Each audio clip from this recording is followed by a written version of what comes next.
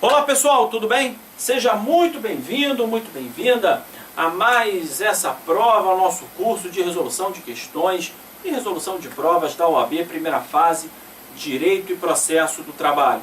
Eu sou o professor Carlos Eduardo e vamos estar juntos em mais essa resolução de provas.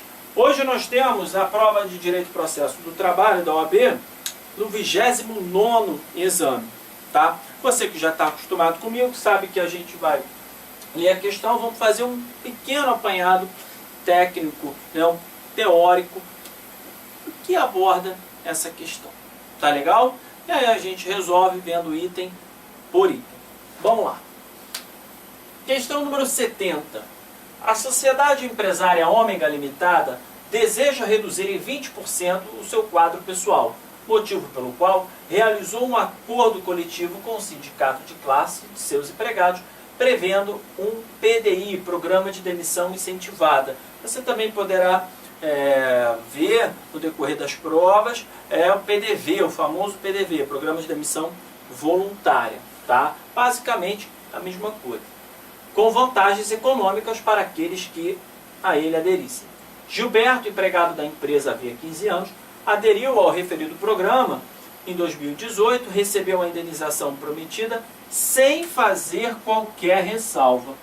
Então, como eu sempre digo para vocês, toda questão ela tem um núcleo, um indicativo de resposta. Ela tem um item, que eu chamo de núcleo, né, principal, que vai indicar, olha, a gente quer saber isso aqui, né, para te dar um indicativo do que a questão está querendo tirar do candidato, o que a questão quer examinar nele, tá? Então aqui a gente já tem duas coisas, o PDI e sem fazer qualquer ressalva. 3 meses depois, o nosso amigo ajuizou reclamação trabalhista contra o ex-empregador. Então o que a questão aqui ela quer? Que você saiba o artigo 477b da CLT, PDV, PDI, etc. Então, é isso aqui, mas a resposta está aqui, sem fazer qualquer ressalva. O que vai dizer o artigo 477b da CLT? Que se for feito um PDV, um PDI, sem qualquer ressalva, não poderá depois o empregado recorrer à justiça, porque terá eficácia de quitação plena e restrita. Ok? Agora, pode ser feito aqui o programa com ressalvas? Pode, mas isso tem que estar expresso. Tá bom? Então é isso que a questão quis do candidato. Então nós temos aqui, eu faço questão e nós vamos ver ao longo de todas essas questões, não só dar o artigo para você, fundamentar a resposta, mas eu gosto de ler com você o enunciado do artigo e explicar, olha só, tá aqui, tá nesse detalhe, tá nesse caput, para ficar melhor explicitado. Então, o que vai dizer o artigo 477b? Se você não está com ele em mãos, para o vídeo, abre a sua CLT, bota lá para a gente ler junto. Legal? Artigo 477b.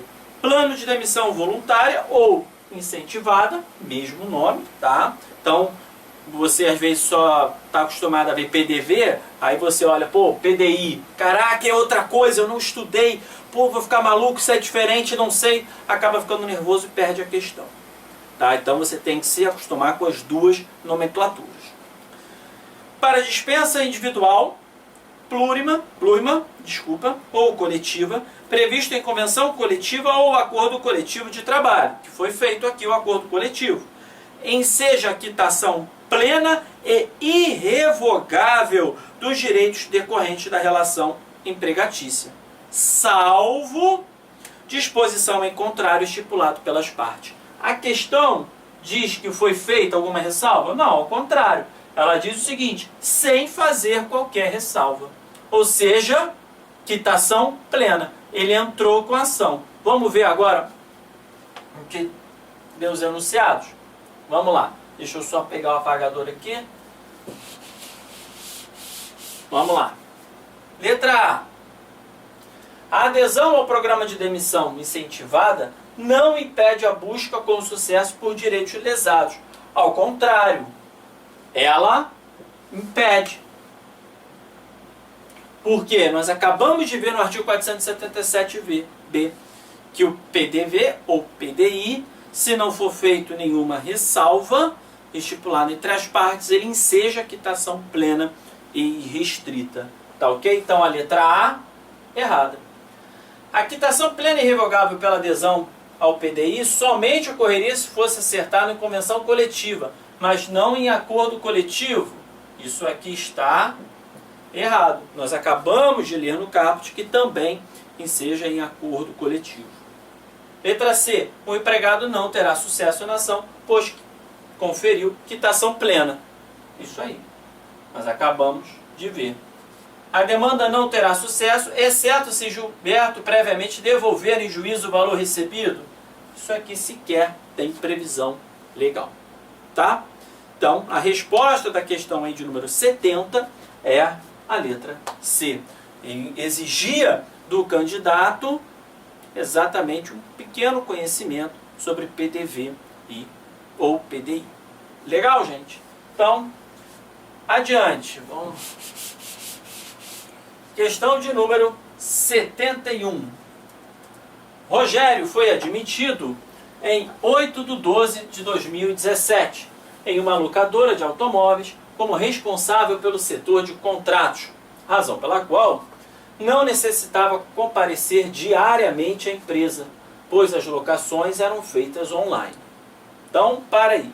Quando vocês estiverem lendo uma questão, leiam dessa forma. Treinem em casa, quando vocês estiverem fazendo simulados, questões, a leitura dessa forma, pausadamente. Se você às vezes lê, vai lendo muito rápido, você não pega esses detalhes da questão. Com calma, porque senão nem o cérebro acompanha. Porque olha só, o que ele está querendo dizer aqui?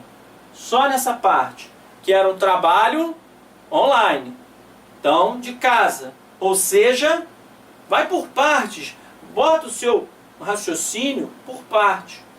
Vai aonde? Trabalho em quê? Home office. Opa, você vai direcionando o seu cérebro para devagarzinho aquilo ali. Então você vê, trabalhando em casa, trabalho home office. Trabalho home office está mais ou menos lá no artigo 75 da CLT, 75A em diante. Ah, tá, já sei do que se trata.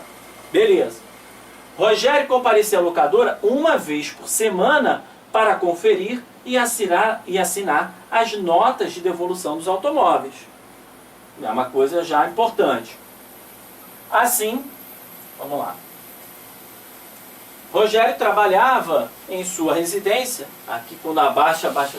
Vamos lá. Assim, Rogério trabalhava em sua residência com todo o equipamento fornecido pelo empregador. Então, equipamento fornecido. Marca aí você, porque eu vou marcar aqui, vou descer aqui, aí vai ficar complicado. Sendo que o seu contrato de trabalho previa expressamente o trabalho remoto à distância e as atividades desempenhadas. Após um ano trabalhando desse modo, o empregador entendeu que o Rogério deveria trabalhar nas dependências da empresa. A decisão foi comunicada a Rogério por meio de termo aditivo ao contrato de trabalho assinado por ele com 30 dias de antecedência.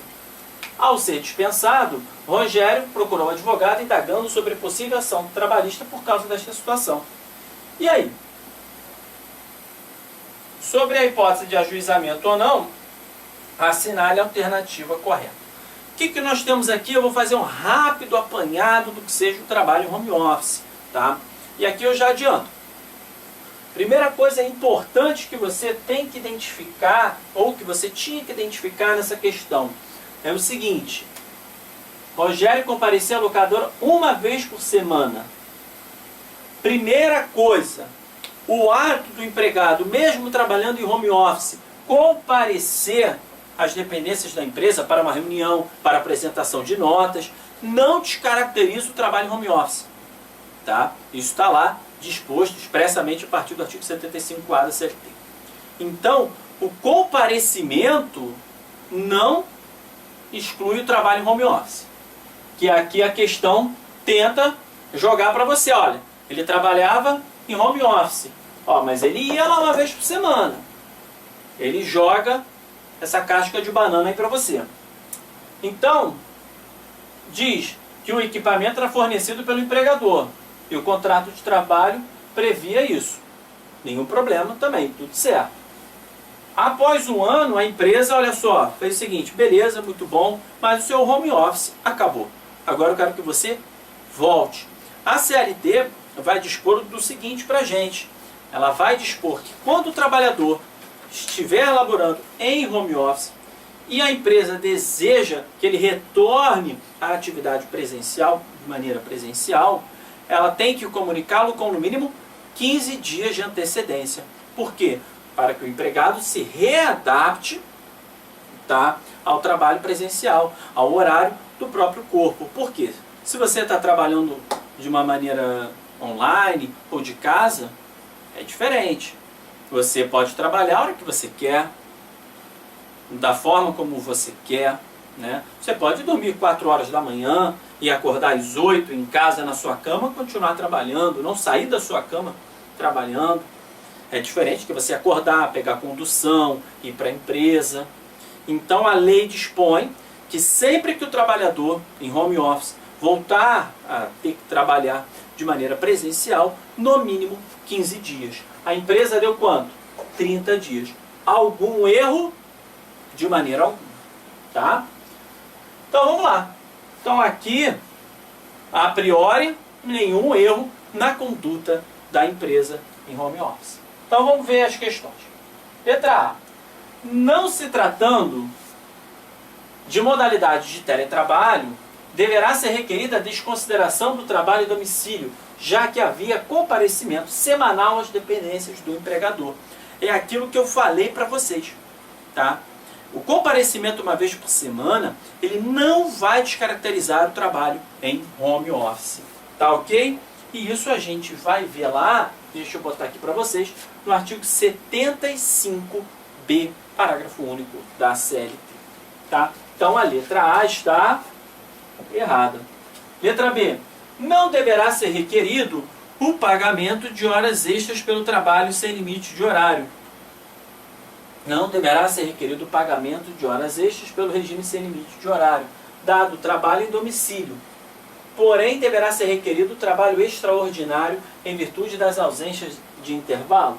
Não, isso aqui está totalmente equivocado, tá? Porque o trabalho em home office, nós temos lá o artigo 62, inciso 3 da CLT, que colocou o teletrabalho com controle de jornada não sendo exigível, a não ser na hipótese que a empresa exija do empregado aquele comparecimento dele online. Por exemplo, empresa, olha só, você está trabalhando em casa, mas você tem que estar online no Skype ou sei lá qual outro programa que tenha, das 8 às 5 horas, das 8 às 6. Nesse caso, se você continuar trabalhando ali, por exemplo, das 6 horas, você poderá exigir horas extras. Mas a questão não trata do tema. Se não trata do tema, nós vamos ficar na regra geral. Na regra geral, o teletrabalho está inserido na capitulação da excludente de jornada, de controle de jornada. Tá ok? Lá no artigo 62, inciso 3 da CLT. Beleza? Em vista da modalidade de teletrabalho, a narrativa não demonstra qualquer irregularidade a ser requerida eventual demanda trabalhista. Pode ser. Deverá ser requerido que os valores correspondentes aos equipamentos usados para o trabalho em domicílio sejam considerados salário-utilidade. Cuidado com isso aqui, porque nós temos uma disposição expressa na CLT, dizendo que tudo que o empregador fornecer para o regime de teletrabalho não será considerado salário-utilidade. Tá bom? E isso aqui está no artigo 75D da CLT. Então a resposta, letra C. Tá ok? Vira e mexe. Está vindo, né? estão vindo questões sobre regime de teletrabalho, que não é difícil, tá? Eu recomendo que você dê uma leitura seca, na lei seca, para fazer essa prova. Porque quando vem até um pouco de uma maneira assim, bota um textinho e tal, mas vem de uma maneira literal. 72. Fábio trabalha em uma mineradora, vamos chegar para cá, como auxiliar administrativo. A sociedade empresária, espontaneamente, sem qualquer previsão e norma coletiva, fornece ônibus para deslocamento dos funcionários para o trabalho, já que ela se situa em local cujo transporte público modal passa apenas em alguns horários de forma regular, porém insuficiente para a demanda. Só parando aqui, você já lembra de um conceito, podemos dizer assim, da antiga CLT, que é o quê? Da hora, o que você acabou de falar e complementar para mim? Da hora e itinerary, exatamente. Mas só que com a reforma trabalhista, a hora e itinerary acabou, lá no artigo 58, parágrafo 2º, acabou. Então a questão já tenta trazer aqui a hora e itinerary. O que era a hora e itinerary para você saber? Locais de difícil acesso, não fornecidos por transporte público, não é? Com condução fornecida pelo empregador, aquele tempo de deslocamento era contado na jornada. Beleza. Só que a hora itinerary acabou. Vamos ver aonde vai a questão. Fornecimento do transporte pela empresa é gratuito e Fábio despende cerca de 1 hora para ir e 1 hora para voltar do trabalho no referido transporte.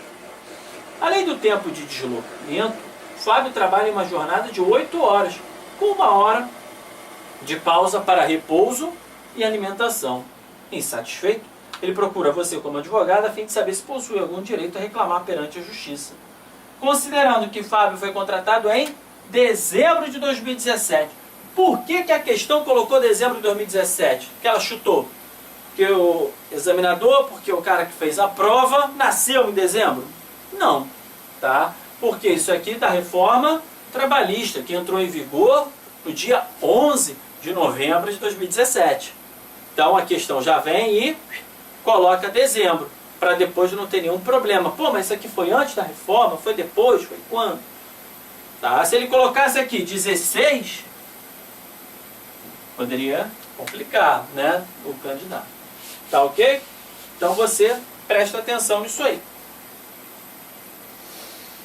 Letra A. Fábio faz jus às 2 horas extras diárias em razão do tempo despendido pelo transporte? Não, porque não existe mais a figura da hora itinerary. Então você já exclui a letra A. Fábio não faz jus às horas extras, pois o transporte fornecido era gratuito? Também não. Não tem nada a ver o transporte ser gratuito ou não. Fábio faz jus às horas extras porque o transporte público era insuficiente, sujeitando o trabalhador aos horários estipulados pelo empregador?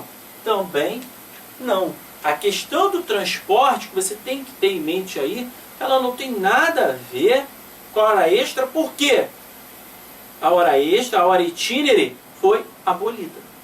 Então, não tem absolutamente nada a ver nenhuma dessas 3 alternativas. Fábio não faz jus às horas extras porque o tempo de transporte não é mais considerado tempo à disposição do empregador. Não é mais contado como tempo à disposição do empregador. Tá legal? Então, resposta da questão 72 é a letra D de dado. Beleza? Então nós vamos agora para a questão de número 73. Em uma grande empresa que atua na prestação de serviços de telemarketing, possui 250 funcionários, trabalham as empregadas listadas a seguir: Alice, Sofia, Larissa e Maria Eduarda. Vamos lá. Primeira coisa. Aqui, vamos lá. Alice foi contratada a título de experiência e um pouco antes do término do seu contrato engravidou. Sofia foi contratada a título temporário pouco antes do término do seu contrato, sofreu um acidente de trabalho. Larissa foi indicada pelo empregador para compor a CIPA da empresa. Maria Eduarda foi eleita para a Comissão de Representantes dos Empregados na forma da CLT alterada pela reforma trabalhista. Então, o que nós temos?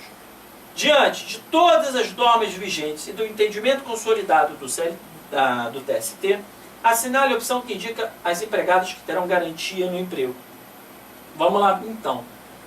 Aqui, gente, eu vou falar só uma coisa para vocês. Cuidado, porque nós estamos tendo alguns entendimentos recentes, tá, do TST, que estão desconsiderando o trabalho temporário ou estágio, a gravidez com estabilidade.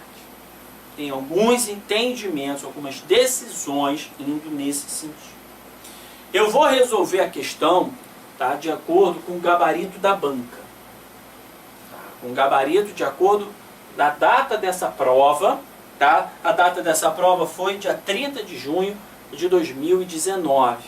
E o que a banca deu como resposta certa. Porém, já os advirto que tem alguns entendimentos, decisões diversas nessa parte aqui, tá? Não do acidente, mas a título de experiência e do trabalho da gravidez em trabalho temporário não gerando estabilidade.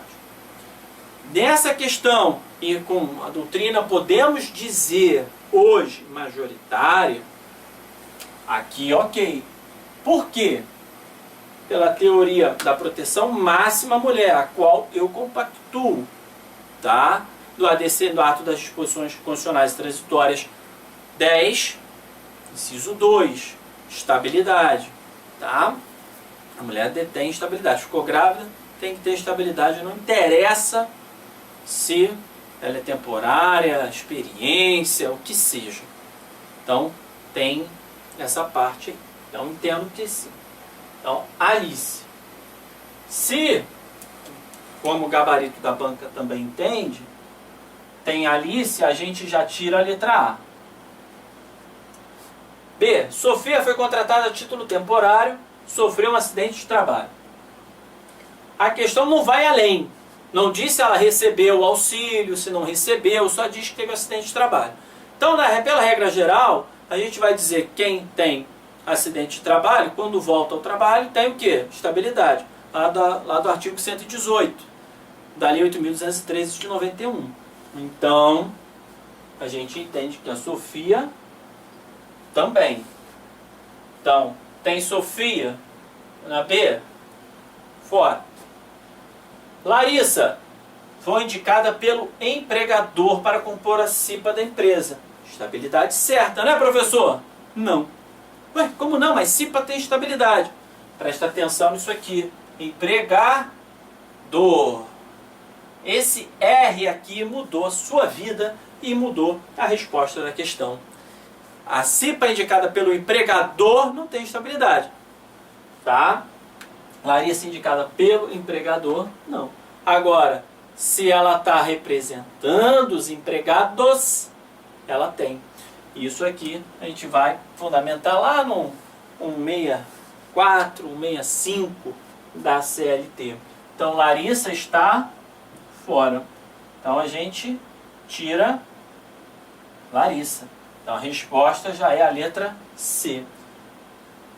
A nossa amiga Maria Eduarda, qual é essa estabilidade que diz aqui da CLT? Para a Comissão de Representantes dos Empregados. Ué, qual é essa estabilidade, professor? Não lembro. É aquela com mais de 200 empresas, com mais de 200 empregados, pode ter uma comissão de representantes dos empregados, que ela terá aí a estabilidade. Tá ok? E isso aqui eu vou fundamentar para vocês. Deixa eu botar aqui, artigo 510 A e 510 D, parágrafo 3º. Tá ok? Então, vocês prestem atenção nessa nova modalidade de estabilidade no emprego. Tá bom? Da comissão representativa dos empregados com mais de 200 funcionários. Beleza, gente? Então, cuidado com isso aqui. Cuidado com essa questão. Questão de número 74. Vamos lá. Plínio foi contratado em 30/11/2017 como auxiliar administrativo de uma fábrica de motores. Graças ao seu ótimo desempenho, foi promovido, passando a gerente de operações, cargo dispensado do registro de horário com padrão salarial 5 vezes mais elevado que o cargo efetivo imediatamente abaixo. Ou seja, o que isso aí quer dizer para você, você lendo a questão? É um cargo de confiança, tá? Plínio era o responsável pela empresa, apenas enviando relatório mensal à diretoria. Em sua nova função, Plínio passou a receber uma gratificação equivalente a 50% do salário básico recebido na função anteriormente exercida. Ou seja, a gente vai pegar lá a disposição da CLT e vai ver, quem recebe função de confiança, normalmente entende aí a doutrina, a jurisprudência, 40% a mais e não tem registro de horário, né? É cargo de função de confiança. Então, ele recebe essa gratificação pela função de confiança, né? Ele recebia aqui 5 vezes mais e a gratificação equivalente a 50% do salário básico. O rendimento de Plínio, 8 meses após a promoção, deixou de ser satisfatório. A promoção, por questões pessoais. Em decorrência disso, a empresa retirou de Plínio a função gerencial e ele voltou à função que exercia antes, deixando de receber a gratificação de função. Primeira coisa que você tem que atentar aqui, cuidado com a alteração do contrato de trabalho, para você não confundir isso com um rebaixamento. O rebaixamento em nosso ordenamento jurídico, ele é vedado. Porém, não se entende isso quando a pessoa exerce o cargo de confiança. A reversão ao cargo, no cargo de confiança, a função anteriormente exercida, não é considerada, tá, uma alteração unilateral, bem como não é considerada rebaixamento. E ela é plenamente lícita. E ele trabalhou aí 8 meses. Ele pode perder o adicional?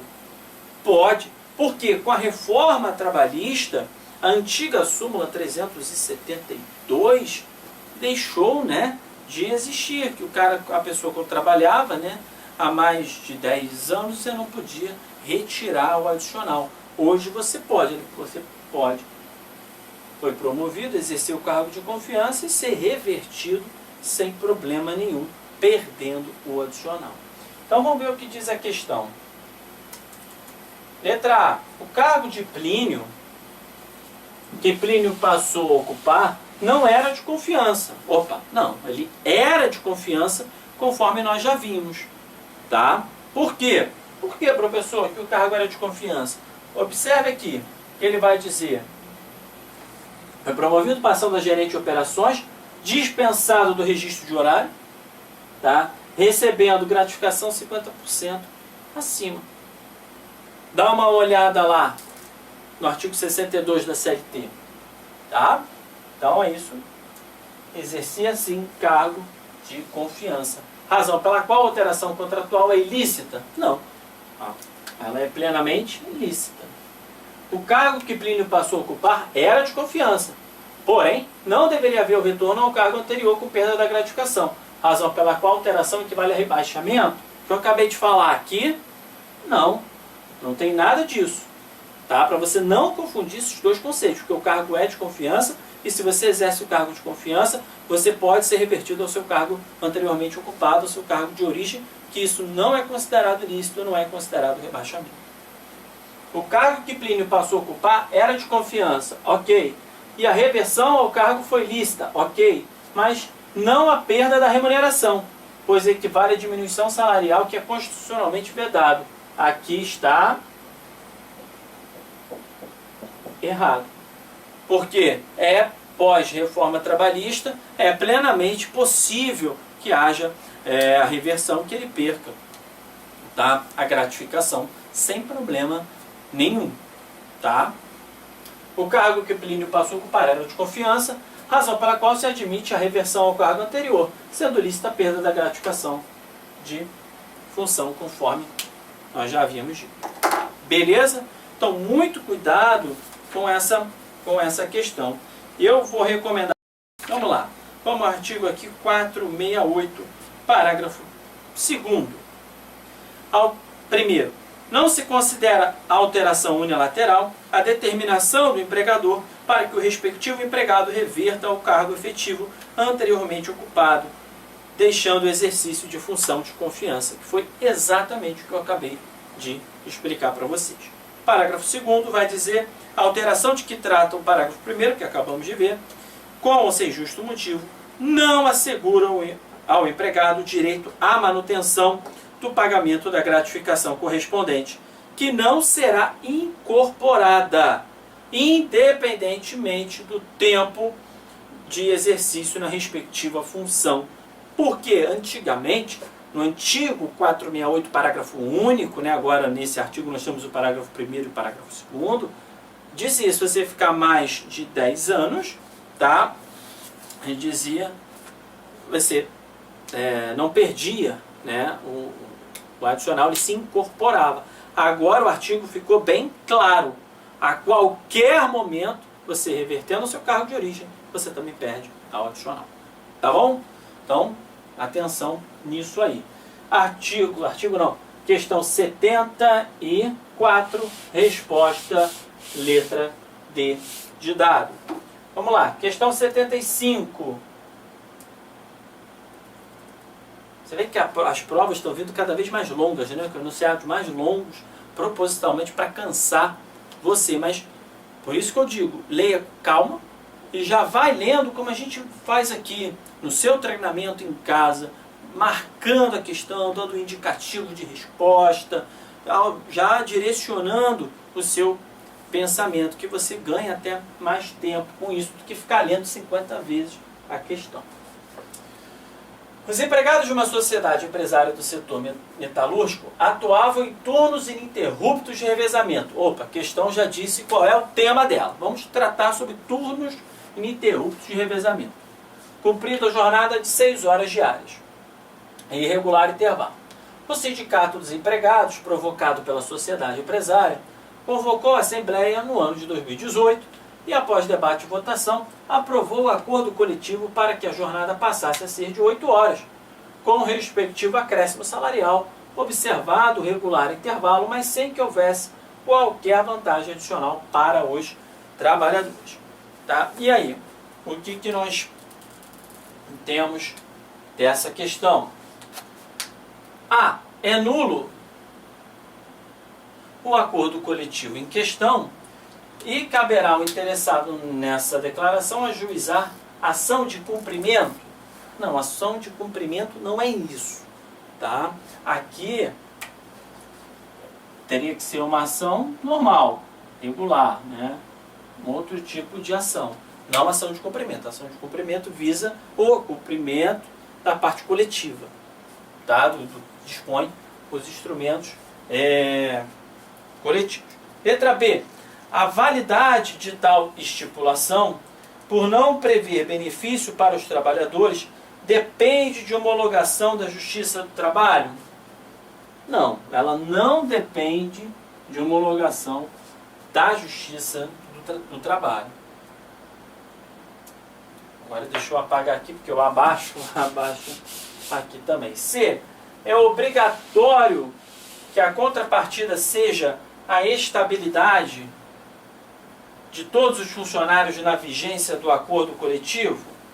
Não, não há nenhuma estipulação nesse sentido, nenhuma disposição legal nesse sentido. Tá? Letra D. O acordo coletivo é válido, porque a sua estipulação não depende de indicação de vantagem adicional para os empregados. Então, o que isso quer dizer? Você pode fazer e está disposto na CLT às 7ª e 8ª horas?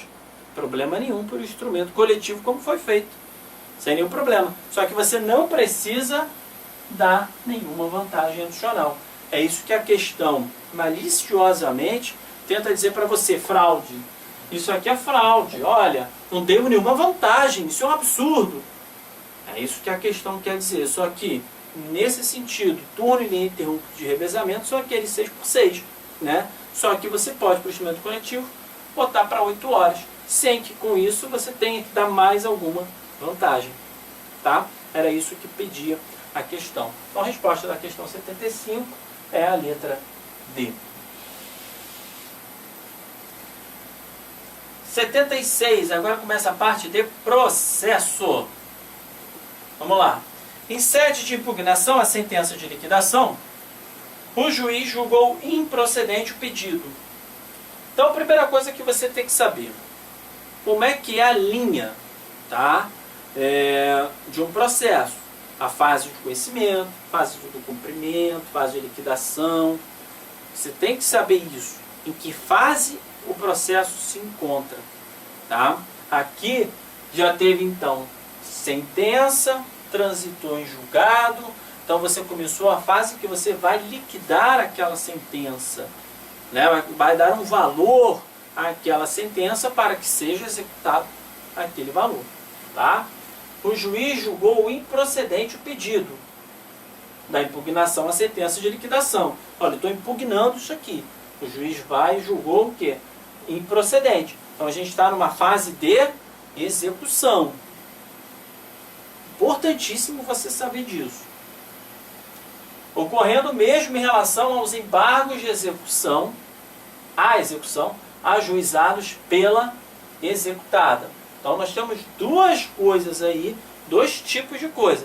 Teve um embargo à execução e impugnação à sentença de liquidação. São duas coisas. A princípio, tá? Você, na qualidade de advogada da executada, tá? Da empresa, vamos supor, que esteja sofrendo a execução, entendeu por bem não apresentar recurso. Contudo, foi apresentado o recurso cabível pelo exequente. Então vamos lá.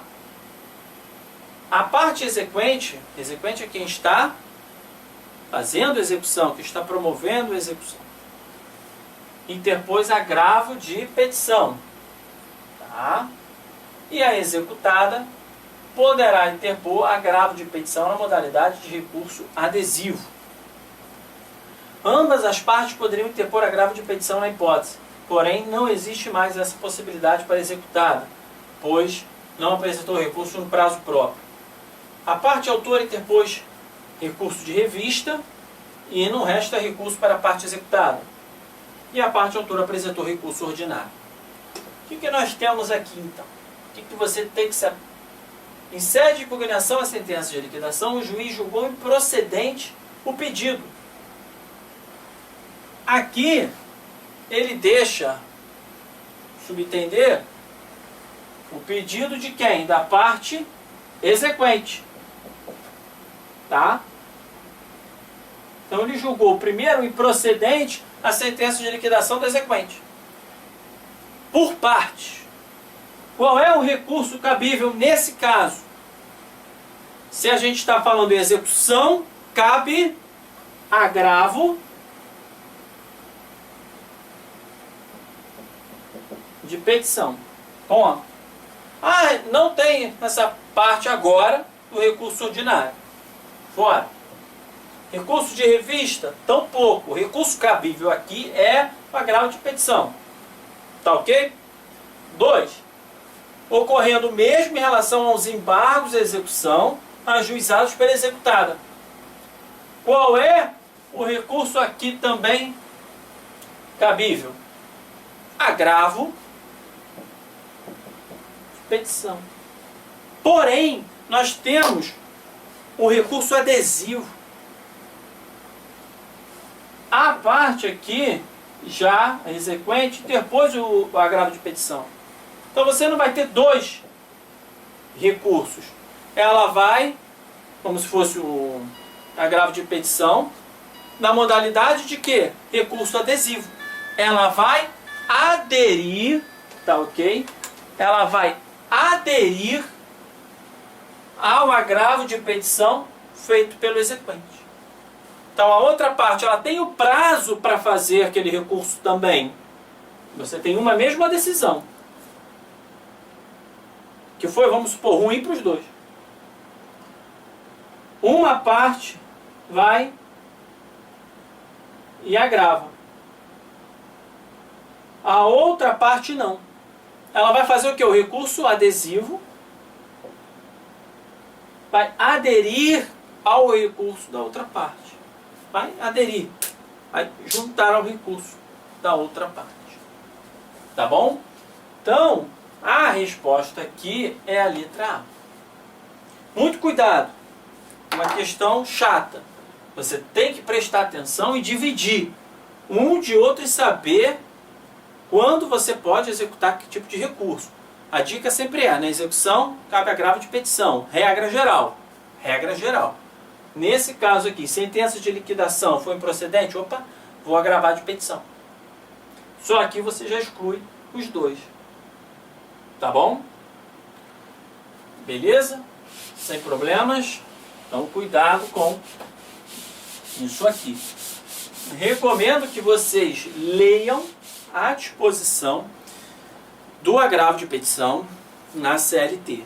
Tá? Um item por item, para que não reste aí nenhuma dúvida. Lá no artigo 897-A da CLT e artigo 897 e artigo 884, parágrafo 3º.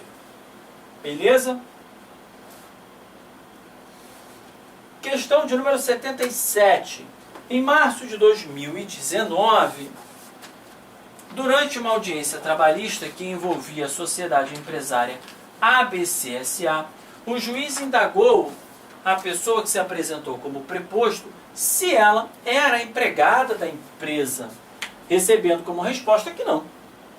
O juiz então manifestou seu entendimento de que uma sociedade anônima deveria obrigatoriamente fazer-se representar por empregado, concluindo que a sociedade empresária não estava adequadamente representada. Decretou sua revelia, excluiu a defesa, sentenciou o feito na própria audiência, julgando os pedidos inteiramente procedentes. Diante desse quadro do que prevê a CLT, assinale a afirmativa correta.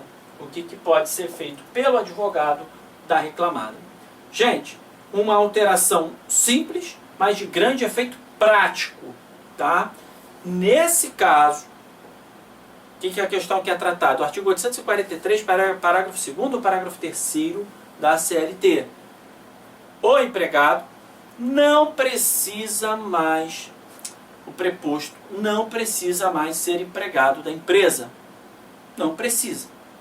Tá ok? É isso que vocês precisam saber. Então aí, professor, qual que eu posso fazer nesse caso? Unicamente recorrer, tá? Você vai recorrer. Então aqui a fundamentação, artigo 843, parágrafo 2º, 3º da CLT, tá? E a antiga súmula, o parágrafo 1º, né? A antiga súmula 377 foi cancelada, que dizia que o preposto obrigatoriamente deveria ser empregado da empresa. Hoje, no more, não mais, não precisa ser, tá bom? Então, nada há de ser feito? Não, você vai o quê? Recorrer, fazer um recurso ordinário em 8 dias. Vamos ver. Nada há de ser feito? Errado. O advogado da ré deverá interpor recurso ordinário no prazo de 8 dias, buscando anular a sentença, pois o preposto não precisa ser empregado da reclamada. Resposta, letra B. Mandado de segurança? De jeito algum, tá? Porque a exigência de que o preposto seja empregado, por não ser prevista em lei, não, ela é até prevista em lei, tá? O preposto não precisa ser empregado da empresa. A CLT faculta ao juiz aceitar ou não o preposto? Não faculta nada. Não é nenhuma faculdade do juiz. Beleza? Então, resposta, letra B de bola da questão de número 77. Questão de número 78. Não, 8 está aqui embaixo. 78. O réu, em sede de reclamação trabalhista, ajuizado em 20/4/18, apresentou defesa no processo eletrônico, a qual não foi oferecida sob sigilo. O que ele está querendo dizer? Você aí que está estudando, que não teve muita prática, não usou muito PJE. Bom, se você não usou muito PJE, com certeza você se estressou menos, né? Na sua vida, com certeza. Mas assim, toda vez que você vai colocar a defesa lá, você tem um botãozinho e é mal feito mesmo, né? É um botão que fica no canto, bem pequenininho, como se você tivesse esse quadro gigante e o botão para sigilo ficasse assim, pequenininho. Para você clicar, deseja ofertar no sigilo. Aí, se você passou, não viu esse botão, passou, acabou. Você vai oferecer a contestação e a outra parte imediatamente vai ver antes da audiência. Você vai dar toda a sua defesa para a outra parte. É que é mal feito mesmo, é um quadradinho que fica no sistema. Então, ele não apertou esse botão e a contestação foi para lá. Feito o pregão, logo após a abertura da audiência, a parte autora manifestou interesse em desistir da ação. Bom, sobre a desistência da ação pela parte autora, assinale a alternativa correta. O que ele quis dizer aqui? Ele botou, olha, a parte quer desistir da ação e já teve contestação. Pode. Com o advento da reforma trabalhista, ela pode desistir? Pode, vírgula, desde que a outra parte consinta. Chega na audiência, se ela já teve contestação, não importa, tá? Se foi sob sigilo, sem sigilo, não importa.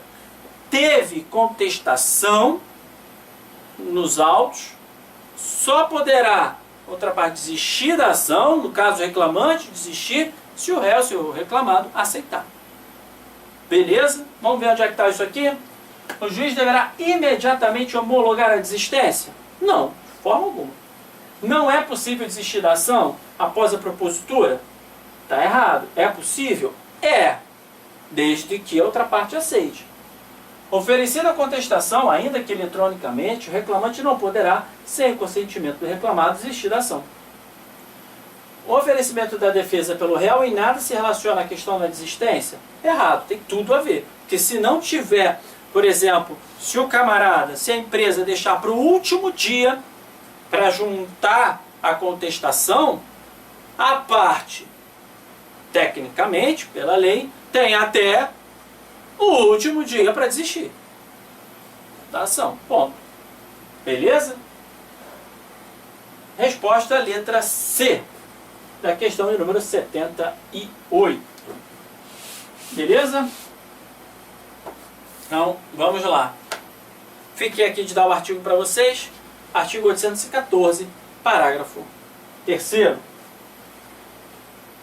Questão de número 79. Texto que não acaba mais. Augusto foi empregado de uma lavanderia por 2 anos, tendo sido desligado em setembro de 2018. Após receber as verbas da rescisão, procurou um advogado com a intenção de ajuizar a reclamação trabalhista para postular horas extras não recebidas durante o trabalho. Após a entrevista e a colheita de todas as informações, o advogado de Augusto entrou em contato com a ex-empregadora na tentativa de formular um acordo que, após debatido e negociado, teve sucesso e foi reduzido a termo. Para que nós estamos tratando de quê aqui agora?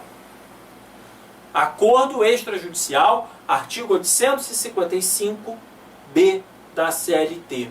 O que nós temos no acordo extrajudicial?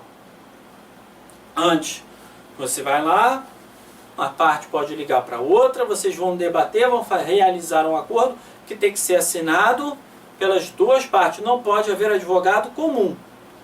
Vão pegar o valor do acordo e vão botar para o juiz, tá? E vai ajuizar para o juiz homologar. O juiz é dever do juiz ou faculdade do juiz homologar? O juiz não é obrigado a homologar o acordo. Se ele vislumbrar que pode ser uma fraude, pode ser que ele vislumbre que o empregado esteja sendo prejudicado por aquele acordo. Tá? O juiz não é obrigado a homologar. Isso, regra geral, é esse procedimento. Então vocês leiam o artigo 855b em diante. As partes ajuizaram uma homologação de acordo extrajudicial em petição conjunta assinada pelo advogado de cada requerente. Ok, não pode ser advogado comum, mas que não foi homologado pelo juiz por este entender que o valor era desfavorável ao trabalhador. Ok. Desse modo, o magistrado extinguiu o feito sem resolução do mérito. E aí, a conduta do juiz foi o quê? Ele agiu corretamente ou não? O que vocês aí acham? Agiu corretamente porque não há previsão desse tipo de demanda na Justiça do Trabalho? Claro que há. É o artigo 855b em diante da CLT. As partes poderão interpor recurso ordinário da decisão que negou a homologação desejada. Augusto e seu ex-empregador deverão propor novamente a ação que deverá ser levada à livre distribuição para outro juízo? Não. Imagina se fosse assim, né? Ah, você não quis? Então vou para outro. Então vou para outro. Não, porque isso torna o juízo, né, também já prevendo. Tá ok? Nada poderá ser feito na ação proposta porque o juiz não é obrigado a homologar o acordo. Mais ou menos. Se fosse, tivesse que dizer, daria meio certo para essa aqui. Como a gente não pode marcar meio certo, nada poderá ser feito porque o juiz não é obrigado. Ok, o juiz não é obrigado. Mas esse porquê aqui você tira, né? Nada poderá ser feito? Poderá ser feito. O quê? Recurso ordinário. Tá legal? Artigo, nós vamos ver lá, na negativa do acordo caberá recurso ordinário, que é a decisão que nós temos lá no artigo 895, inciso 1 e inciso 2, que trata das hipóteses de cabimento do recurso ordinário nas decisões terminativas de feito. Por exemplo, como é aqui que ele fez? Ele terminou o feito, concorda? Então cabe recurso ordinário. A grosso modo. Ok. Então, resposta da questão 79, letra B de bola. Questão 80. Questão interessante. Vitor é um artista mirim e precisa de autorização judicial para poder participar de uma peça cinematográfica como ator coadjuvante. A empresa FFX Limitada foi multada por um auditor fiscal do trabalho e deseja anular judicialmente o auto de infração, alegando vícios e nulidade. O empregado Regis teve concedido pela INSS auxílio-doença comum, mas entende que deveria receber auxílio-doença acidentário, daí porque pretende a conversão judicial do benefício. Jonilson, advogado, foi contratado por um cliente para o ajuizamento de uma ação de despejo. Mas esse cliente não pagou os honorários contratuais que haviam sido acertados. E daí, né? Diante da norma de regência acerca da competência, assinale a opção que indica quem deverá ajuizar a ação na Justiça do Trabalho. Questão relativamente simples de competência material, tá? Na Justiça do Trabalho, que você tem que saber, artigo 114 da Constituição Federal, imprescindível que você saiba também a competência material da própria Justiça do Trabalho, lá no 651 em diante, da CLT, mas principalmente, muitas e muitas provas, vocês de OAB têm que dominar o artigo 114 em diante da Constituição Federal. Até lá o artigo 118, tem que saber. Principalmente essa parte de competência material. Você fazendo a questão, essa questão relativamente simples na prova, o que você faria? Por exemplo, a questão 4, Jonilson. Ele foi, o advogado foi contratado por um cliente, ação de despejo. Mas esse cliente não pagou os honorários dele. E aí, faz o quê? Ele tenta envolver a velha prática de, isso aqui é uma relação de trabalho. A Justiça do Trabalho tem competência para julgar as relações de trabalho. Mas nesse caso aqui não. Cobrança de honorários de clientes é na Justiça Estadual. Beleza? Na Justiça Estadual. Então você exclui a 4 e o nosso amigo Jonilson. Onde é que tem Jonilson aqui? Tá? Não é a letra A. Regis recebeu o auxílio doença comum, mas entende que o auxílio doença acidentário. Isso é competência da Justiça do Trabalho? Não. Isso é competência de quem? Do INSS. Então, o avaro comum, podemos dizer federal ou estadual, mas é Justiça comum. Então, 3 também fora, que é o nosso amigo Regis. Onde é que nós temos Regis? Aqui e aqui. Então, você já sabe que até a 1 também está errado. A empresa FFX Limitada foi multada por auditor fiscal. É possível você recorrer dessa multa na Justiça do Trabalho? É. Artigo 114, salvo engano, inciso 3. Tá bom? Dê uma olhada lá no artigo 114. Essa aqui, ok. E aqui, professor? E aqui o nosso artista mirim? Ele tem que pedir autorização a quem? A Justiça do Trabalho para trabalhar? Uma coisa lógica, pensando rapidinho, você pensando rápido ele é artista mirim, quer trabalhar a Justiça do Trabalho. Não, isso aqui é juízo da vara da infância e juventude que vai dar esse aval, não é a Justiça do Trabalho. Resposta da questão, apenas a letra D, nossa empresa número 2. Tá legal, gente? Beleza? Então, bem importante vocês ficarem com isso aqui. Eu falei 3, mas como eu já tinha feito meu gabarito, acabei de colar e vi que é inciso 7. Por isso que eu sempre falo, confere, cabeça às vezes trai a gente. Mas, de todo modo, artigo 114, inciso 7. Beleza, gente? Essa foi a nossa prova de Direito e Processo do Trabalho. Não, uma questão ou outra chata, mas de uma maneira geral, tranquila. Recomendo sempre que vocês façam as provas anteriores aqui, como vocês estão comigo, tá? Reforma trabalhista.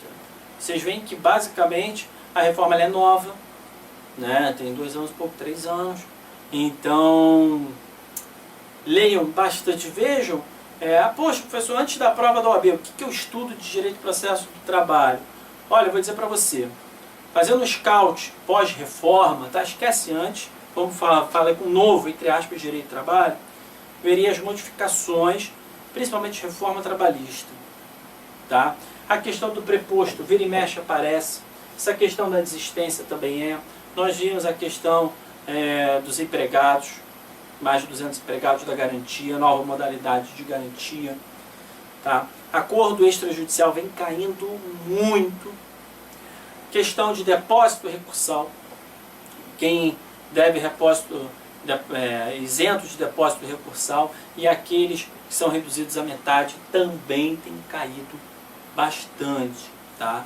Então eu recomendo que vocês peguem, por exemplo, a reforma trabalhista, vídeos da reforma, que vocês leiam bastante, trabalho home office, essas modificações, o antes e o depois, por exemplo, como fizeram aqui na hora itinerary, tá? Porque se você já tiver a reforma na ponta da língua, rapidinho você já mata a questão. Como da hora itinerary? Rapidinho, a hora itinerary você já excluir as 3 respostas, acho que foi a letra D, né, ali. Quer dizer, tranquilo. Então, dica que eu dou, reforma trabalhista. O que eu estudo? Por exemplo, vai lá no meu curso de reforma trabalhista, comparada, passo a passo, eu pego item por item de toda a reforma trabalhista e eu incluo na reforma trabalhista aí, a medida provisória do governo em 2019, contrato de trabalho verde e amarelo, tá? Boto isso para você assistir antes, depois, como era, como ficou, e porque eu acho que isso dá uma boa base para você. Que eles vão fazer o quê? Novidade. Eu vou botar novidade para você, para ver se você está sabendo. Então vai em cima disso, que com certeza você vai acertar uma boa quantidade de questões. Tá legal, gente? Outra coisa importante, claro, vai lá, me siga lá no Instagram, professor_Carlos Eduardo, fico esperando você lá pra gente conversar e bater um papo, ou você pode curtir aí os meus vídeos no site umavagueminha.com.br com cursos para OAB, concursos públicos, etc. Aguardo vocês lá. Tá legal, gente? Beijo pra vocês, um forte abraço e até a próxima.